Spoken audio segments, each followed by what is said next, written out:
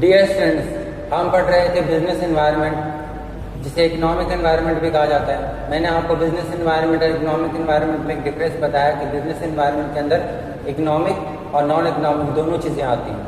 तो पहले मैंने आपको बिजनेस एनवायरनमेंट के बारे में बता दिया है, फिर मैंने आपको ये भी बताया कि इंटरनल क्या होता है और एक्सटर्नल एनवायरनमेंट क्या होता है। आज हम थोड़ा सा इकोनॉमिक एनवायरनमेंट और बिजनेस के नॉन इकोनॉमिक एनवायरनमेंट को थोड़ा समझ लेते हैं। देखिए, इकोनॉमिक एनवायरनमेंट और नॉन इकोनॉमिक एनवायरनमेंट में कई फैक्टर्स दे रखे हैं। आपकी बुक में जो फैक्टर्स दे रखे हैं उसमें रेपुटेशन भी है, यानी कि कुछ फैक्टर्स ऐसे हैं जो दोनों साइड दे रखे हैं, इकोनॉमिक साइड भी और नॉन इकोनॉमिक साइड भी। ऐसा क्यों है ये भी मैं आपको समझाने का प्रयास करूंगा। अब जो क्लियरली डिमार्केटेड हैं, यानी कि दोनों हिस्सों में क्लियरली बटे हुए हैं, हम कह सकते हैं कि वो इकोनॉमिक है, नॉन इकोनॉमिक है। पहले हम उनकी चर्चा करेंगे, फिर आपको कुछ और पॉइंट्स में मैं आपको दूसरे पॉइंट्स के बारे में भी बताऊंगा। तो सबसे पहले स्टार्ट करते हैं इकोनॉमिक फैक्टर्स से, या इकोनॉमिक जो घटक हैं, आर्थिक घटक हैं जो आर्थिक वातावरण को या बिजनेस के व्यावसायिक वातावरण को प्रभावित करते हैं। तो सबसे पहले देखते हैं इकोनॉमिक फैक्टर्स, यानी कि आर्थिक घटक जो हमारे वातावरण को, व्यावसायिक वातावरण को प्रभावित करते हैं। इकोनॉमिक फैक्टर्स के अंदर सबसे पहले आता है नेचुरल रिसोर्सेज, यानी कि प्राकृतिक संसाधन।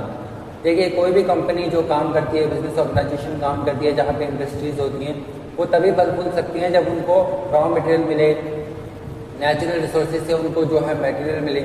जिस देश में अच्छे नेचुरल रिसोर्सेज हैं वहाँ पे क्या नाम है, बिजनेस अच्छे से कर पाएंगे आप। अब देखिए, कई तरह के नेचुरल रिसोर्सेज होते हैं, जिसमें एग्रीकल्चर से प्रोडक्ट्स जो आते हैं वो हैं डेयरी फार्मिंग प्रोडक्ट्स हैं, तो एग्रीकल्चर एलाइड एक्टिविटीज़ के प्रोडक्ट्स हैं। दूसरी तरफ जैसे माइनिंग आता है, तो जिस देश में अच्छे रिसोर्सेज हैं, अच्छी ओर्स हैं, कॉपर मिलता है, आयरन मिलता है, वहाँ पर मैन्युफैक्चरिंग इंडस्ट्रीज़ के लिए ज़्यादा स्कोप रहता है।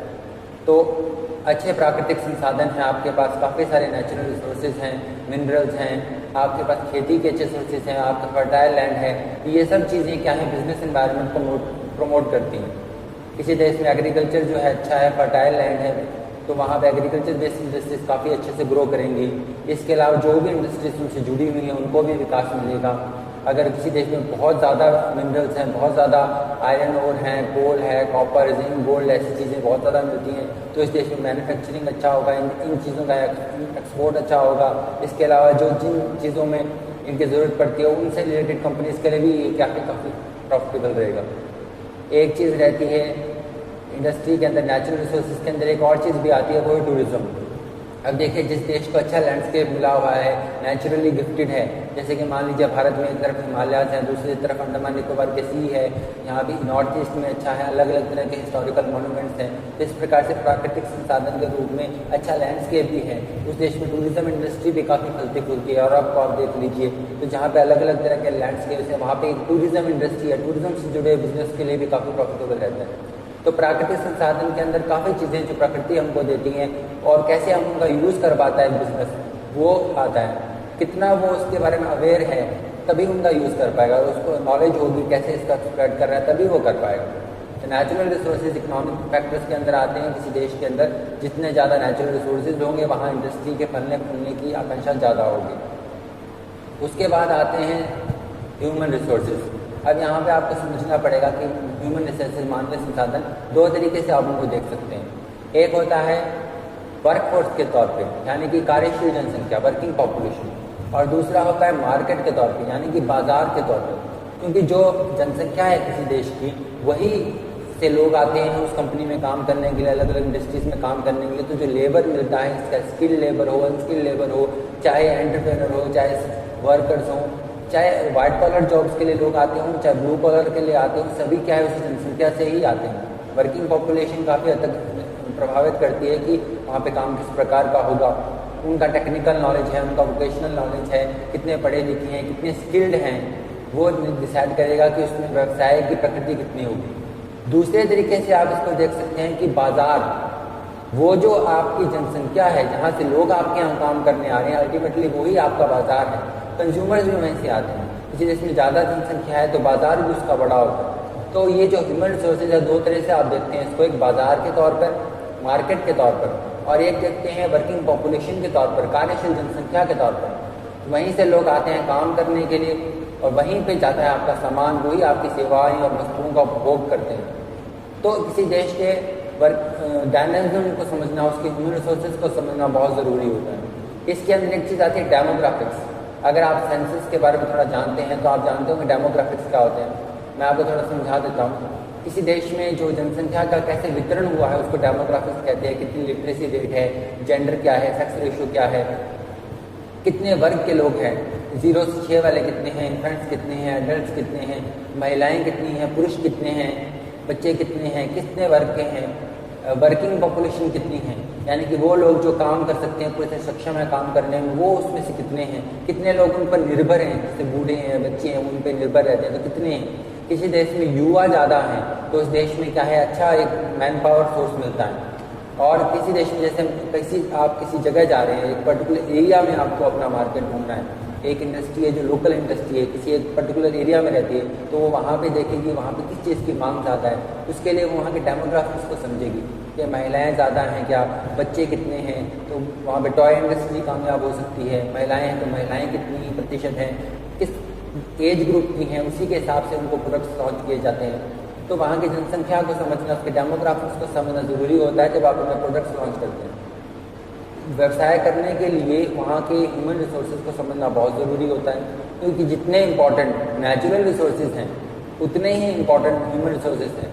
मानव ही कंपनी को बनाता है, मानव ही जो है उसको चलाता है, और मानव के लिए ही वो बिजनेस होता है। तो ह्यूमन रिसोर्सेज बहुत ज़्यादा इंपॉर्टेंट रहते हैं, वही इस कंपनी को चलाएंगे और उन्हीं के लिए कंपनी चलेगी, चाहे कंज्यूमर के तौर पे चाहे उनके ओनर्स के तौर पे। ये थे नेचुरल रिसोर्सेज और ह्यूमन रिसोर्सेज। अब उसके बाद आता है इकोनॉमिक सिस्टम। इकोनॉमिक सिस्टम यानी कि आर्थिक प्रणाली, जिसके अंदर आता है capitalist system, socialist system, mixed economy. एक समाजवादी संस्थान भी हो सकता है, किसी देश में समाजवादी अर्थव्यवस्था हो सकती है, किसी देश में मिश्रित अर्थव्यवस्था हो सकती है जहाँ पे प्राइवेट और पब्लिक दोनों सेक्टर होते हैं। किसी देश में कैपिटलिस्ट सिस्टम होता है जहाँ पे मार्केट को ज़्यादा इंपॉर्टेंस मिलता है। तो पूंजीवादी अर्थव्यवस्था है कि मिश्रित अर्थव्यवस्था है कि समाजवादी अर्थव्यवस्था है, यह भी काफ़ी हद तक व्यापार को प्रभावित करती है। अगर किसी देश में मिश्रित अर्थव्यवस्था है तो वहाँ पे प्राइवेट सेक्टर और पब्लिक सेक्टर दोनों ग्रो करेंगे। अगर किसी देश में कैपिटलिस्ट अर्थव्यवस्था है, पूंजीवादी अर्थव्यवस्था है, तो वहाँ पे प्राइवेट सेक्टर को काफ़ी मोटिवेशन मिलेगा। ऐसे देशों में जहाँ पे कैपिटलिस्ट अर्थव्यवस्था रही है उन्होंने विकास भी काफ़ी किया है। हालांकि उसमें क्या है, कई बार ये भी रहता है अनइक्विटेबल डिस्ट्रीब्यूशन ऑफ इनकम रहता है, लेकिन फिर भी उस देश में ज़्यादा मोटिवेशन मिलता है उद्यमी को काम करने के लिए। जहाँ पे समाजवादी अर्थव्यवस्था होती है वहाँ पे थोड़ा सा कम मोटिवेशन मिलता है, वहाँ पे पब्लिक सेक्टर ज़्यादा हावी होता है। तो इस प्रकार किस प्रकार की आर्थिक प्रणाली है वो भी प्रभावित करता है हमारे व्यावसायिक वातावरण को, हमारे इकोनॉमिक या कह सकते हैं बिजनेस एनवायरनमेंट को। अब उसके बाद आते हैं इकोनॉमिक पॉलिसीज़। इकोनॉमिक पॉलिसीज़ यानी कि आर्थिक नीतियाँ, उसके अंदर आती है हमारी जैसे मॉनेटरी पॉलिसी हो गई, मौद्रिक नीति, फिजिकल पॉलिसी, राजकोषीय नीति, हमारी एग्जिम पॉलिसी होती है, एक्सपोर्ट इम्पोर्ट पॉलिसी, इसको कमर्शियल पॉलिसी भी कहते हैं, वाणिज्यिक नीति। तो वो जो चीज़ें हैं हमारे वातावरण को प्रभावित करती हैं।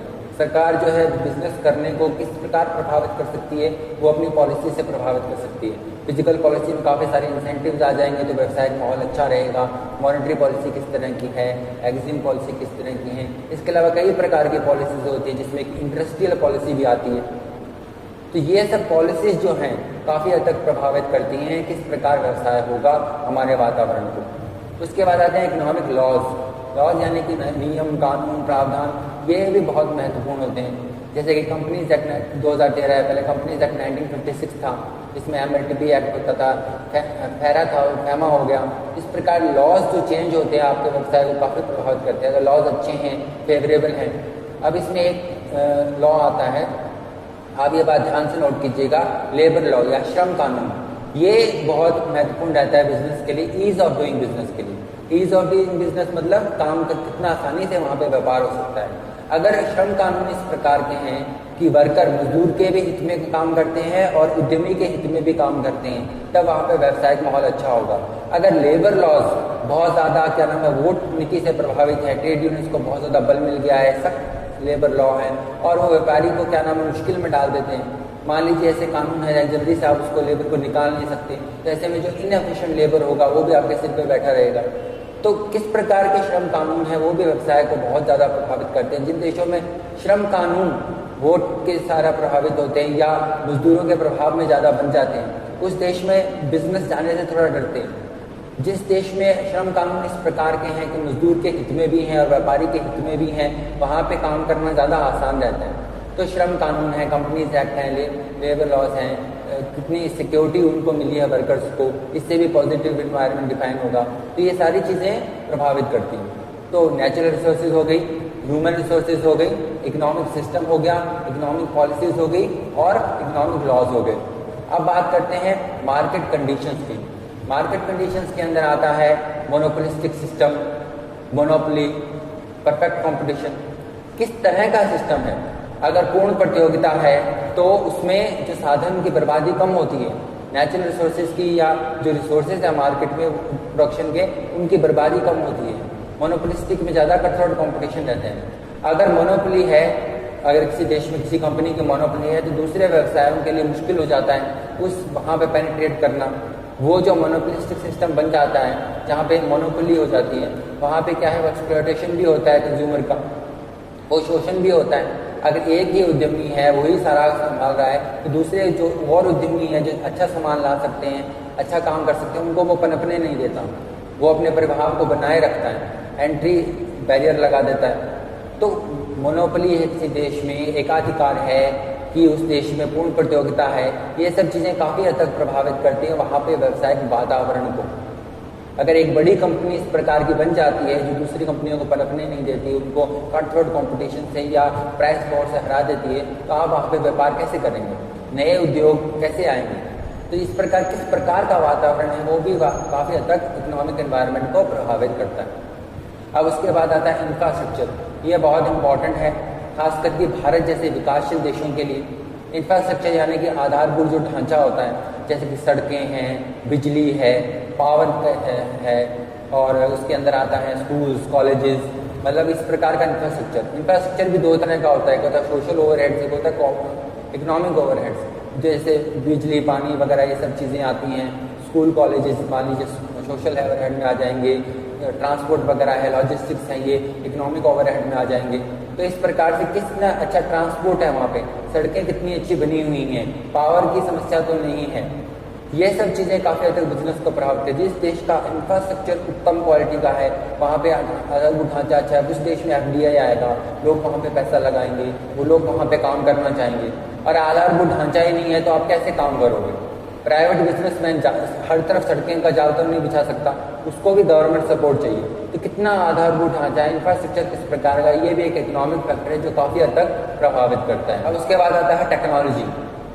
टेक्नोलॉजी यानी कि कितनी अच्छी उत्तम तकनीक है। जहाँ पर टेक्नोलॉजी काफ़ी अच्छी उन्नति कर रही है, तकनीक उन्नति कर रही है, लोगों का दिमाग तेज है, साइंटिस्ट हैं, इंजीनियर्स हैं, अच्छी टेक्नोलॉजी आती है, वहाँ पे उद्यमी विकास करते हैं, वहाँ पे उद्योग का विकास होता है, बिजनेस का विकास होता है। अब जापान को ले लीजिए, जैसे जापानीज जो है बहुत तेज़ माइंडेड रहे हैं, काफ़ी सारी टेक्नोलॉजिकल इनोवेशन करते रहे, तो वहाँ पे काफ़ी कंपनियाँ खुलेंगी। इसी प्रकार जर्मनी को आप देख लेंगे, अमेरिका को आप देख लेंगे, आप देखेंगे वहाँ पे काफ़ी ज़्यादा कंपनियाँ खुली हैं, सॉफ्टवेयर की कंपनियाँ हैं, वहाँ पे इस प्रकार के टेक्नोलॉजिकल इनोवेशन होते रहते हैं। तो जिन देशों में ऐसा कम होता है वहाँ पे व्यापार की संभावनाएं काफ़ी कम होंगी। तो टेक्नोलॉजी बहुत हद तक प्रभावित करती है, टेक्नोलॉजी की संभावनाएं और कितना आप उनका लाभ उठा पाते हैं। अगर तकनीक में बहुत तेज़ी से परिवर्तन होता है तो कई व्यवसाय काम नहीं कर पाते। आप कुछ ऐसी बिजनेस कर रहे हैं जिसको फलने फूलने में काफ़ी टाइम लगेगा और इतने में बाहर आपको पता चला टेक्नोलॉजी चेंज हो गई, तो आपका तो सारा पैसा लगा फंस जाएगा। आप कुछ आपके प्रोडक्ट किसी काम का ही नहीं रहेगा। ज़्यादा अच्छी टेक्निक वाला आपसे बढ़िया प्रोडक्ट बना लेगा। तो टेक्निक के साथ आपको एडजस्ट करना पड़ता है, टेक्नोलॉजिकली आपको आगे रहना पड़ता है रिसर्च एंड डेवलपमेंट से। तो ये बहुत हद तक आपके इस बात पर प्रभावित करता है कितना सर्वाइव कर पाएंगे और कितना कम्पीट कर पाएंगे। प्रतिस्पर्धा में टिके रहने के लिए आपको तकनीक से जुड़े रहना पड़ता है। तो ये था टेक्नोलॉजिकल फैक्टर। तो ये थे इकोनॉमिक फैक्टर्स। अब बात करते हैं नॉन इकोनॉमिक फैक्टर्स की। नॉन इकोनॉमिक फैक्टर्स में सबसे पहले आता है सोशो कल्चरल एनवायरनमेंट। सामाजिक वातावरण काफ़ी हद तक प्रभावित करता है व्यवसाय को। देखिए, जो व्यक्ति काम करता है आपके बिजनेस में, जो आपका सामान खरीदता है, चाहे वो कंज्यूमर हो, चाहे आपका वर्कर हो, चाहे आपका एंटरप्रेन्योर हो, ये सभी लोग सामाजिक प्राणी हैं, समाज के अंदर रहते हैं, समाज की व्यवस्था से प्रभावित होते हैं। इसका मतलब जैसे समाज में क्या रहन सहन है, कितना विचारधारा है। एक समाज रूढ़िवादी विचारधारा होगा तो व्यवसाय के लिए कम चांस होगा, और अगर प्रकृतिवादी है तो तकनीक को समझता है, वैज्ञानिक विचारधारा रखता है, तो वहाँ पे व्यवसाय अच्छे से तरक्की करेगा। तो कितना तेज़ है उस वहाँ पे, कितना अच्छा एनवायरनमेंट है, समाज कितना विकसित है, और कैसे रूढ़िवादियों में पड़ा रहता है, पुरानी विचारधारा का है कि नवीनतम विचारधारा का है, उसमें बदलाव कितना होता है, सामाजिक जुड़ाव किस प्रकार का है, न्यूक्लियर फैमिली है, ज्वाइंट फैमिलीज हैं, किस प्रकार से लोग आपस में कोऑपरेट करके चलते हैं, तो सामाजिक ढांचा किस प्रकार का है, जात पात का सिस्टम हो गया, मान लीजिए बहुत ज़्यादा जात पात का सिस्टम है या पुरानी पद्धतियों पे आज भी चल रहे हैं, तो वहाँ पे लोगों के बीच में जहाँ एक कंपनी में काम करेंगे अगर मान लीजिए जात पात बहुत ज़्यादा चलती है तो उनमें आपस में क्या है कोऑर्डिनेशन नहीं बन पाएगा। वहीं लोग खुली विचारधारा के हैं, ओपन माइंडेड हैं, तो आपस में ज़्यादा अच्छे से काम कर पाएंगे। तो सोशल कल्चरल इन्वायरमेंट जो है वो काफ़ी हद तक प्रभावित करता है कि बिजनेस कितना थ्राइव करेगा। अब उसके बाद आता है एथिकल एनवायरनमेंट। एथिकल एनवायरनमेंट को आप समझ सकते हैं नैतिक वातावरण। किसी देश में नैतिकता का क्या स्तर है, कितने लोग ईमानदार हैं, कितने लोग निष्ठावान हैं, ये भी बहुत हद तक प्रभावित करता है व्यावसायिक वातावरण को। जापान का यहाँ पर मैं आपको उदाहरण दूंगा। जापान में बहुत लोग निष्ठावान रहते हैं, लोग बहुत ईमानदार रहते हैं। जापान के बारे में आप जानते हैं कि विश्व युद्ध के बाद पूरी तरह से वो विध्वंस हो गया था, फिर भी उन लोगों ने इतनी तरक्की कर ली। इसका कारण ये रहा ईमानदारी, honesty, hard work and dedication. बहुत लोग वहाँ मेहनती हैं, काम करने के प्रति जागरूक रहते हैं। 1 मिनट भी देर हो जाए तो वो माफ़ी मांगते हैं। हमारे यहाँ पे लेट हो जाता है, एक तरह की बड़ाई की बात होती है, एक तरह के मतलब महत्वता सिद्ध करने की बात होती है। तो जापान का इस प्रकार का सिस्टम रहा। विलियम आउची की थ्योरी है, जेड थ्योरी, अगर आप आगे जाके पढ़ेंगे उसमें बताया गया कैसे अमेरिकन इंडस्ट्रीज काम करती है, कैसे जापानीज इंडस्ट्रीज काम करती हैं। जापान में उन्होंने कॉपरेशन यानी कि सब मिलजुल के काम करते हैं, इसके बारे में बताया। एक चीज़ जापानीज कंपनी के बारे में मैं आपको बता दूं, वहाँ पे लॉयल्टी, निष्ठा बहुत महत्वपूर्ण है। ये उनका एथिकल कोड ऑफ कंडक्ट है, एक मॉरल कोड ऑफ कंडक्ट है। कंपनीज क्या करती है, वहाँ पे अपने वर्कर्स को बहुत जल्दी ही कंपनी में एम्प्लॉय कर लेती है, उनको अच्छी सुविधाएं देती है और उनको निष्ठावान बनाती है, उनका ख्याल रखती है। जब वो कंपनी उनका ख्याल रखती है, वर्कर्स कंपनी का ख्याल रखते हैं, एम्प्लॉयज़ जो हैं कंपनी के प्रति जुड़ जाते हैं, जुड़ाव महसूस करते हैं। इस प्रकार क्या है कि निष्ठा रहती है तो काम अच्छा होता है, व्यावसायिक वातावरण उन्नत रहता है। एक और चीज़ मानी जाती है जापान के बारे में, वहाँ पे एक प्रकार का इकोनॉमिक पेट्रियटिज्म है। वहाँ पे जैसे फूजी फिल्म है या वहाँ की लोकल कंपनीज हैं वो काफ़ी तरक्की करती है। तो कंज्यूमर का जुड़ाव रहता है, वर्कर का जुड़ाव रहता है। तो इस प्रकार आपका व्यावसायिक वातावरण इस बात पर भी है कि कितना वहाँ पे एथिकल एनवायरनमेंट है। कोड ऑफ कंडक्ट कैसा है, आपकी जिसकी व्यवसाय आप कंपनी में काम करें उसमें इंटरनल मॉरल वैल्यूज किस प्रकार की है, समाज में किस प्रकार का एथिकल एनवायरनमेंट है, ये लोगों कितने लोग ईमानदार हैं, ये सब चीज़ें काफ़ी हद तक आपके बिजनेस को प्रभावित करती हैं। सोशल कल्चरल एनवायरनमेंट हो गया, एथिकल एनवायरनमेंट हो गया। अब बात करते हैं पॉलिटिकल एनवायरनमेंट की। पॉलिटिक्स, इससे कोई भी अछूता नहीं है, सामान्य नागरिक अछूता नहीं है, बिजनेस अछूता नहीं है। किसी देश की पॉलिटिक्स काफ़ी हद तक वहाँ के व्यवसाय को प्रभावित करती है। अगर पॉलिटिकल स्टेबिलिटी है, राजनीतिक स्थिरता है, तो वहाँ पे व्यवसाय करना आसान हो जाएगा। अगर पार्टियाँ बदलती रहती हैं, चुनाव होते रहते हैं या फिर डिक्टेटरशिप आ जाती है, अगर बिना चुनाव के डेमोक्रेसी नहीं है, डिक्टेटरशिप है, या फिर वहाँ का किस तरह का वहाँ पे पॉलिटिकल आइडियोलॉजी है, सामाजिक विचारधारा के लोग हैं या पूंजीवादी कैपिटलिस्ट लोगों का प्रभाव ज़्यादा है, किस प्रकार की वहाँ पे पार्टी सिस्टम है, ये सब प्रभावित करता है आपके बिजनेस को। अगर राजनीतिक स्थिरता है, अगर पॉलिटिकल जो अप्रोच है, आइडियोलॉजी है, वो बिजनेस फ्रेंडली है, अगर पॉलिटिकल आइडियोलॉजी इस प्रकार की है जो बहुत ज़्यादा प्रो पुअर हो जाती है, होने का दिखावा करती है, प्रो पुअर होने में समस्या नहीं, प्रो पुअर होने का दिखावा करती है, तो बिजनेस को थोड़ा सा किनारे करेगी। अगर बिजनेस फ्रेंडली है तो बिजनेस एनवायरनमेंट अच्छा रहेगा। तो कितना उसका राजनीतिक स्थिरता कितनी है, जो आपके राजनीतिक हैं, जो पॉलिटिशियंस है, कितना वो बिजनेस को समझते हैं, ये भी बहुत हद तक आपके जो है बिजनेस को थ्राइव करने में हेल्प करता है। तो राजनीति, पॉलिटिकल स्टेबिलिटी बहुत इंपॉर्टेंट है। फिर आते हैं इंटरनेशनल रिलेशंस। आप अंतर्राष्ट्रीय स्तर पर जब बिजनेस करते हैं या मल्टीनेशनल कॉर्पोरेशन हैं या मान लीजिए एक्सपोर्ट इम्पोर्ट में जो लोग रहते हैं, वहाँ पर ये चीज़ें बहुत ज़्यादा महत्वपूर्ण रहती हैं। अंतर्राष्ट्रीय संबंध आपके देश के दूसरे देशों के साथ कैसे हैं, क्योंकि जो बिजनेस होता है उसके पीछे कई बार पॉलिटिक्स होती है और जो पॉलिटिक्स होती है उसके पीछे कई बार बिजनेस होता है। ये दोनों चीज़ें आपस में जुड़ी हुई हैं। कई बार किसी देश, कोई देश के साथ आप व्यापार कर रहे हैं, आपका एक्सपोर्ट इम्पोर्ट उस देश के साथ लोगों के साथ अच्छा चल रहा है, लेकिन उस देश पे सैंक्शन लग जाते हैं अचानक से, और सैंक्शन लगने का कारण आर्थिक नहीं होता, गैर आर्थिक होता है। दोनों देशों में युद्ध हो गया, झगड़ा हो गया। अब कई बार इसकी वजह से आपका व्यापार पर असर पड़ सकता है। इंडिया पाकिस्तान के बीच में कैसे संबंध है, इंडिया चाइना के बीच में, कई बार इंडिया चाइना के बीच में पॉलिटिकल रिलेशन बिगड़ जाते हैं बॉर्डर डिस्प्यूट की वजह से। फिर उसके बाद दोनों तरफ से सैंक्शन लगने शुरू हो जाते हैं, दोनों तरफ से समस्याएं बढ़ जाती है, वहाँ से व्यापार के प्रति आपके प्रति नकारात्मक फीलिंग आ जाती है। अगर आपका व्यापार इस प्रकार का है जो चाइनीज इम्पोर्ट्स पे निर्भर करता है, आप चाइना से सामान मंगाते हैं, उसी चीज़ को असेंबल करके बेचते हैं और अचानक से एंटी चाइना फीलिंग आ जाए, तो आपका व्यापार पे इसका विपरीत असर पड़ेगा। तो आपको अपने आप को उस हिसाब से ढाल के चलना पड़ता है कि अंतर्राष्ट्रीय परिस्थितियाँ किस प्रकार की हैं, किन किन देशों से व्यापार करते हैं, उन देशों के संबंध किस प्रकार बिगड़ रहे हैं, सुधर रहे हैं। आपको दूसरे विकल्प भी देखने पड़ते हैं। आपको ये पता है किसी देश से आप इंपोर्ट कर रहे हैं, वहाँ पर सैंक्शन लग जाते हैं, उसके साथ व्यापार करने पर अंतर्राष्ट्रीय प्रतिबंध लग जाते हैं पॉलिटिकल कारणों से। तो फिर आप उसका विकल्प ढूंढेंगे। अगर एक देश से आप सामान नहीं मंगवा सकते तो दूसरे से मंगवाएंगे। यहाँ पे राजनीतिक कारण है, व्यवसायिक कारण नहीं है, लेकिन राजनीतिक कारण आपके व्यवसाय को प्रभावित करेंगे। तो सोशो कल्चरल एनवायरनमेंट है, एथिकल एनवायरनमेंट है, पॉलिटिकल एनवायरनमेंट है, इंटरनेशनल रिलेशंस है।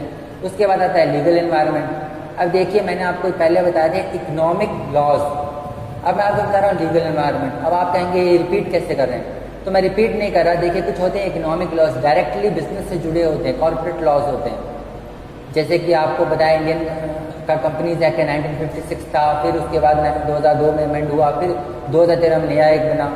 अब ये क्या है, डायरेक्टली कॉर्पोरेट वर्ल्ड से जुड़े हुए हैं। लेकिन बहुत से ऐसे कानून रहते हैं जो कॉर्पोरेट वर्ल्ड से जुड़े नहीं है। वो है न्यायिक व्यवस्था किस तरह की है, वहाँ पे जो है कोर्टों में केसेस का निपटारा कितनी जल्दी होता है। कई ऐसी चीज़ें हैं जो डायरेक्टली आपके कॉर्पोरेट सिस्टम में नहीं आती है, लेकिन आपकी सामाजिक सुरक्षा को निश्चित करती हैं। गुंडागर्दी ज़्यादा होगी, कानून व्यवस्था बिगड़ी हुई होगी, व्यापार कैसे करेंगे, बिजनेस कैसे करेंगे। तो कई लीगल सिस्टम के अंदर ऐसी चीज़ें रहती हैं जो आपके व्यवसाय को प्रभावित करती हैं। अब उसके बाद हम बात करते हैं कुछ ऐसे घटकों की जो दोनों में आते हैं, यानी कि वो इकोनॉमिक भी है कुछ हद तक और कुछ हद तक नॉन इकोनॉमिक भी है। अब उसमें एक महत्वपूर्ण चीज़ मैं आपको बताना चाहता हूँ, वो है एजुकेशन। आप अपनी बुक में भी देखिएगा, उसमें आप पाएंगे कि दोनों तरफ दे रखा है। तो मुझसे कई बार पहले भी सवाल पूछा गया है कि सर दोनों तरफ क्यों दे रखा है। तो एक होता है एजुकेशन सिस्टम, एक होता है एजुकेशन, शिक्षा पद्धति या शिक्षा प्रणाली, एक शिक्षा का ढांचा, शिक्षा का किस प्रकार की अर्थव्यवस्था है, किस प्रकार का ढांचा है उसका। दोनों चीज़ों में थोड़ा अंतर होता है। स्कूल्स हैं, कॉलेजेस हैं, जहाँ पे फीस देते हैं आप, प्रोफेशनल एजुकेशन है, प्रोफेशनल बहुत बड़े बड़े आजकल सेंटर्स बन गए हैं जहाँ पर आप शिक्षा ग्रहण करते हैं। उसका एक कमर्शियलाइजेशन हो गया है, यानी कि शिक्षा का व्यापारीकरण हो गया है। उसके अंदर वो कमर्शियल ढांचा कैसा है, कितने स्कूल्स कॉलेजेस हैं, अच्छी सैलरी मिल रही है क्या टीचर्स को, तो वो कितना अच्छा पढ़ा पा रहे हैं। वहीं से आपकी वर्कफोर्स है कितनी एजुकेटेड है, कितनी स्किल्ड है। इसका एक जो सिस्टम है वो किस प्रकार का है, वो एक प्रकार का उसका इकोनॉमिक पार्ट है, उसका आर्थिक हिस्सा है, वो उसका आर्थिक पार्ट है। लेकिन वो जो एजुकेशन में कितनी नैतिकता है, किस प्रकार की शिक्षा मिल रही है, लोगों की विचारधारा भी कितना प्रभाव डाल रही है, वो इसका गैर आर्थिक भाग है। तो शिक्षा हम दो तरीके से करते हैं, एक होता है नौकरी के लिए, जॉब के लिए, और दूसरा होता है हम अपने पर्सनैलिटी डेवलपमेंट के लिए करते हैं, अपने नैतिक आचरण को बढ़ाने करते हैं। आप स्कूल में जाते हैं तो आप पढ़ते इसलिए ताकि आपको बढ़िया नौकरी मिल जाए, लेकिन साथ साथ एक्स्ट्रा करिकुलर एक्टिविटीज़ भी होती हैं। तो आपका वो हो गया ना, उसका एक आर्थिक हिस्सा हो गया। आपको जॉब लगनी है, आपको करियर बनाना है, प्रोफेशनल बनना है, आपको अच्छी सैलरी चाहिए। और दूसरा उसका हिस्सा ये भी है कि आपका मानसिक संतुलन अच्छा रहे, नैतिक आचरण अच्छा रहे, आप एक ईमानदार और एक सभ्य नागरिक बन के उभरें। तो वो उसका गैर आर्थिक भाग हो गया। ठीक वैसे ही जब हम यहाँ पे बिजनेस एनवायरनमेंट की बात करते हैं तो उस देश का एजुकेशन सिस्टम के अंदर दोनों ही चीज़ें आती हैं। एक होता है एजुकेशन सिस्टम, एक होता है एजुकेशन। उसके अंदर मोरालिटी वगैरह, किस प्रकार के लोगों की मानसिकता है, कैसे कितना उनका वैज्ञानिक दृष्टिकोण है, ये सब चीज़ें, इस प्रकार की चीज़ें उसके अंदर आती हैं। तो ये थे इकोनॉमिक फैक्टर्स और non economic factors. Economic factors मैं आपको रिपीट कर देता हूँ, natural resources, human resources, technology, infrastructure, market conditions, economic policies, economic laws, ये सब क्या है, इकोनॉमिक फैक्टर्स हैं। और नॉन इकोनॉमिक के अंदर है socio cultural environment, ethical environment, legal environment, political environment, international relations. ये सब क्या है, क्लियरली नॉन पॉलिटिकल में आते हैं। अब लास्ट में मैं आपको बताना चाहता हूँ कि इसके बीच में कोई डिमार्केशन नहीं है, कहीं ना कहीं ये आपस में सभी जुड़े हुए हैं और ये सभी आपके व्यापार को प्रभावित करते हैं। एक कोई आप बिजनेस करते हैं, बड़ा बिजनेस है चाहे छोटा बिजनेस है, चाहे एक इंडस्ट्री है, उसको इन सभी घटकों पर विचार करना पड़ता है कि देश में कानून व्यवस्था किस प्रकार की है, कानून नियम किस प्रकार के हैं, आर्थिक नीतियाँ सरकार की कैसी चल रही हैं, नेचुरल रिसोर्सेज कितने हैं, हमारे यहाँ जो लोग काम कर रहे हैं वो किस प्रकार के हैं, हमारे प्रतिद्वंदी किस प्रकार के हैं। तो ये सभी चीज़ें समाज में, जिस समाज में रहते हैं उसके प्रति भी अपनी जिम्मेदारी निभानी पड़ती है। सोशल ऑब्लिगेशंस हैं जिसके लिए CSR आपने सुना होगा, कॉर्पोरेट सोशल रिस्पॉन्सिबिलिटी फंड भी होता है। तो ये सब चीज़ें आप निभाते हैं, समाज के प्रति दायित्व निभाते हैं, अच्छा आचरण दिखाते हैं, अपने कस्टमर को अच्छे से समझते हैं, सभी वातावरण के जितने भी घटकों को अच्छे से समझते हैं, तभी आप व्यापार में उन्नति कर पाएंगे और सर्वाइव कर पाएंगे। ये है बिजनेस एनवायरनमेंट को समझने का महत्व। Thank you.